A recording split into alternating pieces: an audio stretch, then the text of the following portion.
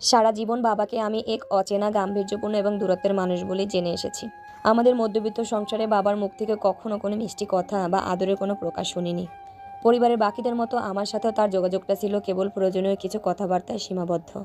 পড়াশোনা ঠিকঠাক চলছে, টাকা লাগবে, কিংবা রাত না করে ঘরে ফেরা।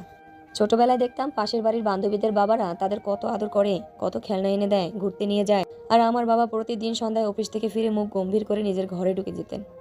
মাঝে মধ্যে আমার ছোটখাটো শখ বায়নাগুলো যখন সংসারে টানাপোড়েনে অপূর্ণ থেকে যেত, তখন মনে মনে ভীষণ রাগ হতো।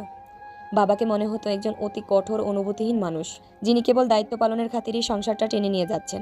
ভালোবাসা বলতে তার ভিতর কিছুই ছিল না। বিশ্ববিদ্যালয়ের পড়ালেখা শেষ করে যখন আমি একটা ভালো সংস্থায় যোগ দিলাম, নিজের পায়ে দাঁড়ালাম, ঠিক তার কয়েক মাসের মাথায় হঠাৎ এক ঝড়ে আমাদের পুরো পৃথিবীটা উলটপালট হয়ে গেল।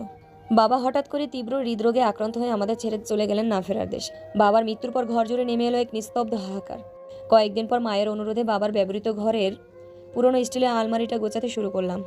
আলমারির একদম পেছনের তাক থেকে পুরনো কিছু ফাইলের নিচে চাপা পড়ে থাকা একটা চামড়ায় বাঁধানো বেশ পুরনো ধুলোবালি জমা ডায়েরি হাতে এলো। ডায়েরির পাতাগুলো উল্টাতেই আমার বুড়ো আঙুল থমকে গেল। প্রতিটি পাতায় অতি যত্ন করে লেখা ছিল আমার আর আমার ছোট ভাইয়ের জন্ম থেকে শুরু করে বড় হয়ে ওঠার প্রতিটি মুহূর্তের কথা। একটি পাতায় লেখা, আজ আমার ছোট মেয়েটার বয়স 4 বছর পূর্ণ হলো। কত ইচ্ছে ছিল ওর জন্য একটা সুন্দর লাল জামা আর কেক নিয়ে ঘরে ফিরবো, কিন্তু মাসের শেষ, পকেটে জমানো একটা টাকাও অবশিষ্ট নেই। বোনাসের টাকাটাও আসতে দেরি হবে। মেয়েটা যখন শূন্য হাতে আমাকে দেখে থমকে দাঁড়ালো, আমার বুকটা যেন ভেঙে চুরমার হয়ে গেল। এ মাসে নিজের প্রেশারের আর ডায়াবেটিসের ঔষধ কেনা বন্ধ রাখলাম। সেই টাকায় কাল বিকেলে ওর জন্য লাল জামাটা নিয়ে যাব। মেয়েটা যখন জামাটা জড়িয়ে ধরে হাসবে, আর আমার সব কষ্ট নিমিষেই মিলিয়ে যাবে।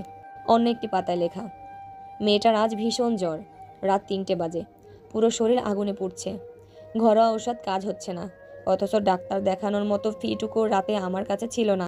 বাধ্য হয়ে প্রতিবেশীর কাছ থেকে নিজের হাত ঘড়িটা বন্ধক রেখে কিছু টাকা ধার করলাম। ডাক্তার এসে ইঞ্জেকশন দেওয়ার পর মেয়েটা এখন শান্তিতে ঘুমাচ্ছে। ওর মাথার কাছে বসে ওর শান্ত মুখটার দিকে তাকিয়ে আছি। হে আল্লাহ, আমার আয়ু থেকে ওদের আয়ু বাড়িয়ে দাও, আমাকে ওদের ছায়া বানিয়ে রেখো। আরও কতগুলো পাতায় লেখা ছিল আমার স্কুলের প্রথম পুরস্কার পাওয়ার দিন বাবার কতটা গর্ব হয়েছিল, আমার বিশ্ববিদ্যালয়ের ভর্তি পরীক্ষার ফি জোগাড় করতে গিয়ে তাকে কত অপমান সহ্য করতে হয়েছিল। ডায়েরির প্রতিটা ছত্রে ছত্রে ছড়িয়েছিল এক নিঃশব্দ নায়কের নিঃস্বার্থ আত্মত্যাগ, যা তিনি সারা জীবন আমাদের থেকে লুকিয়ে রেখেছিলেন। চোখের জলে ডায়েরির পাতাগুলো ঝাপসা হয়ে আসছিল। যে মানুষটাকে সারা জীবন পরম নিষ্ঠুর, রাগী আর অনুভূতির দেউলিয়া ভেবে ভুল বুঝে এসেছি, তিনি আসলে নিজের সমস্ত কষ্ট, ইচ্ছে আর শারীরিক যন্ত্রণাকে আড়ালে রেখে আমাদের হাসিটাকে বাঁচিয়ে রাখার জন্য নিঃশব্দে বটবৃক্ষের মতো দাঁড়িয়েছিলেন।